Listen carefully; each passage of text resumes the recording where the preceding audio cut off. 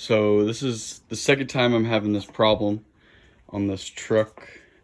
2002 Chevy Silverado 4x4, a couple extra goodies on here. But so I click 4x4, hear everything engage, but clearly I wasn't in 4x4. Few ways you can test this, and I'm going to show you one right now.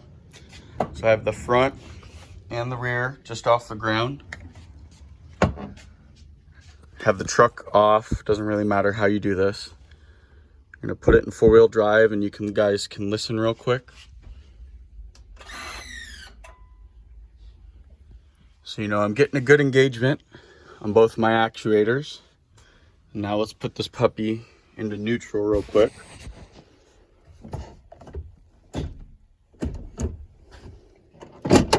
Took the parking brake off. All right, so I'm checking the transfer case right here.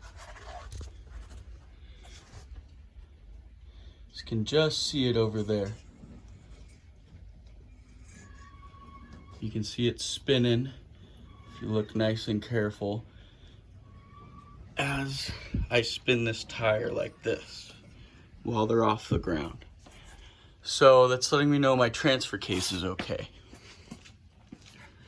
So the next thing I did was I came up here because I can't be in two places at once, and I spun this, the drive shaft right here like this,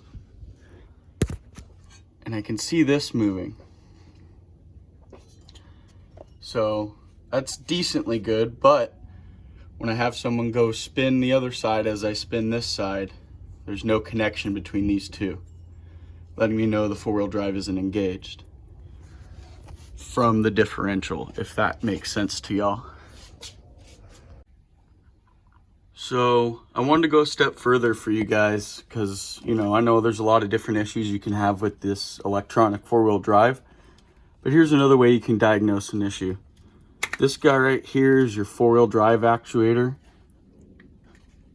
And if you get him out of here, you can check two different things. We're out of there. I reconnected it afterwards. See that pretty shine coming from my differential right there. But I'm gonna go ahead and go inside the truck and click 4 high and just give yourself a good picture of this now. I'll show you how it's supposed to look.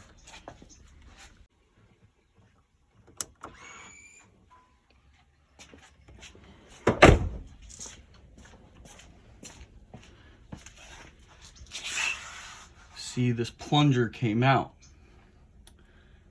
And what you can do from here as well, let me see. Get a good size screwdriver here.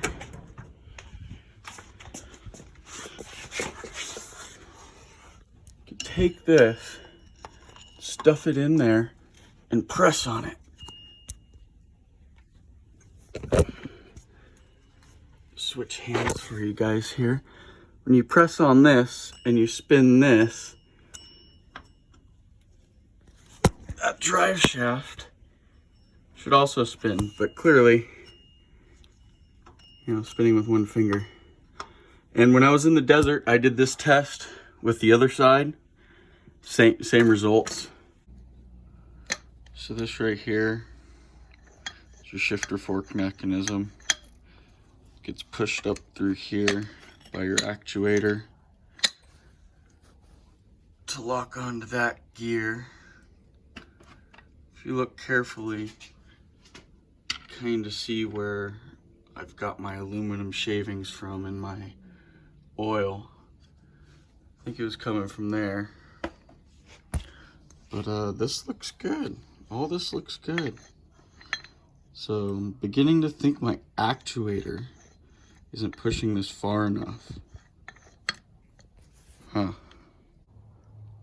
So I'm back at it again after a few days, searching the internet all over YouTube, because I thought I was good at diagnosing this 4-wheel drive thing, but I couldn't quite figure it out. But I figured I'd continue this video anyways, even though it wasn't quite what I thought it would be.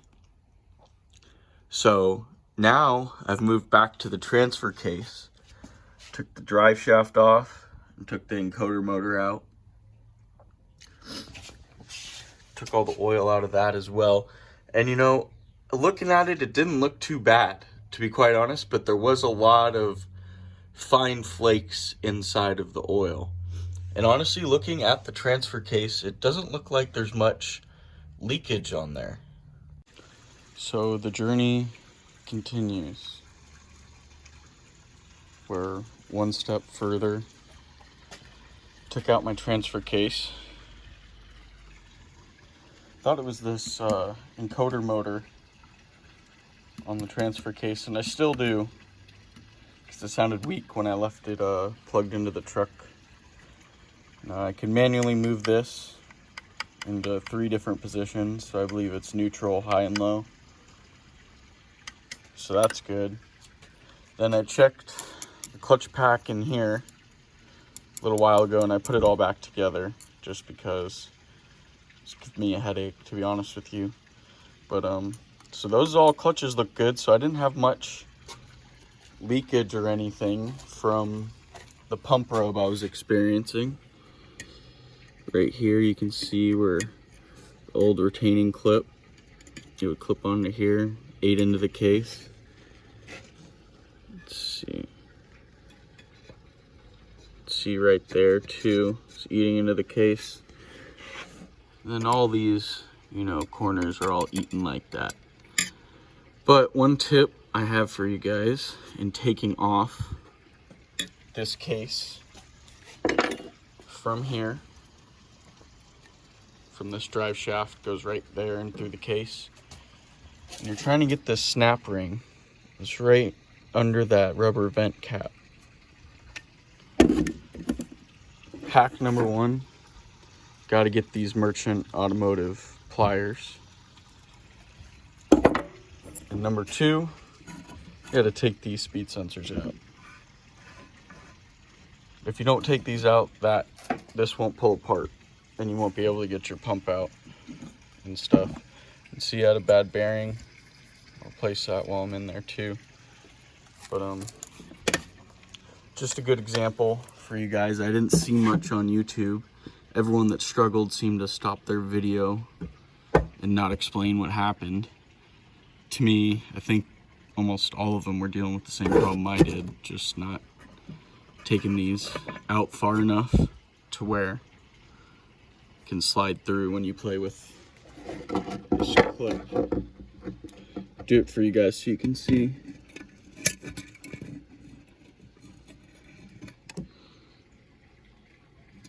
It's a really good pair of pliers.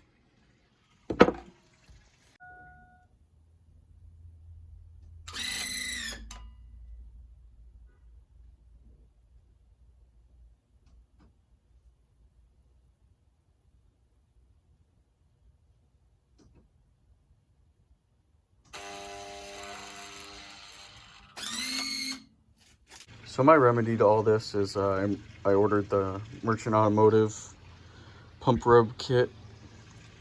I'll put a link in the description, but it includes quite a few parts to make this process really easy.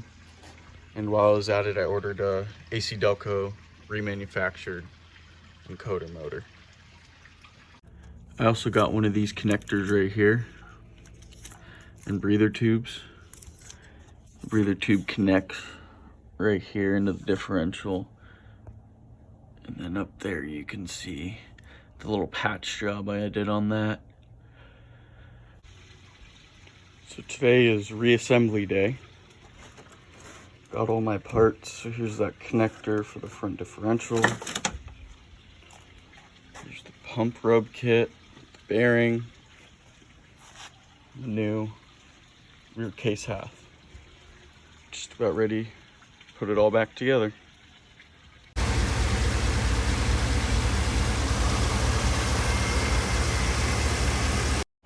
This is where the transfer case encoder motor or actuator mounts to the transfer case.